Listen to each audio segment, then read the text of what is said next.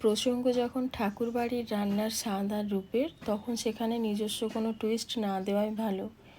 আমিও কিন্তু কোনো টুইস্ট দিইনি, একদম বইয়ের পাতায় যেমনটা লেখা রয়েছে আমি তেমনটাই তোমাদের সামনে তুলে ধরেছি।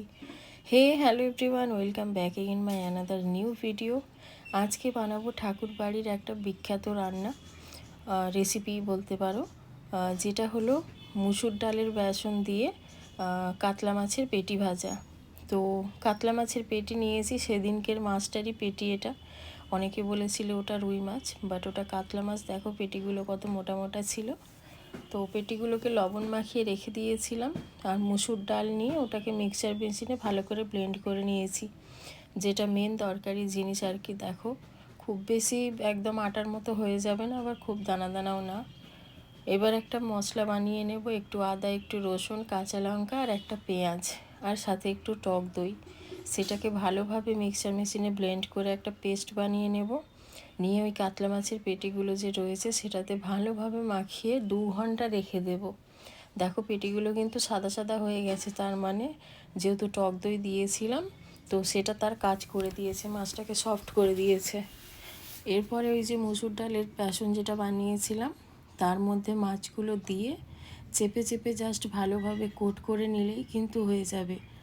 আর এখানে কোটটা খুব বেশি মোটা দিতে যেও না, তাহলে আবার তেলে দিলে ছেড়ে যাবে। তো মোটামুটি যতটা মাছটা কোটেই নেওয়ার ফার্স্ট কোটেই নিয়ে নেবে। তো সেইভাবে দেখো প্রত্যেকটা মাছ আমি রেডি করে নেব। কত লম্বা লম্বা হয়েছে পেটিগুলো। তো এইভাবে কোটিং করে তোমরা কিছুক্ষণ পারলে ফ্রিজে রেখে দেবে, নইলে নর্মাল রাখলেও কোনো অসুবিধে নেই। সো দেখো মোটামুটি সব পেটিগুলো আমার এইভাবে রেডি করা হয়ে গেছে। কত সুন্দর দেখতে লাগছে।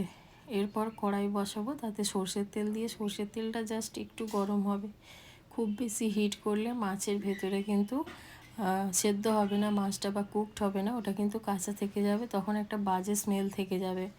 তো মোটামুটি মিডিয়াম গরম হবে তেলটা, সেই টাইমে মাছের পেটিগুলো আস্তে আস্তে দিয়ে দেবে। দিয়ে মিডিয়াম ফ্লেমে মাছগুলো ভালোভাবে লাল করে ভেজে নেবে।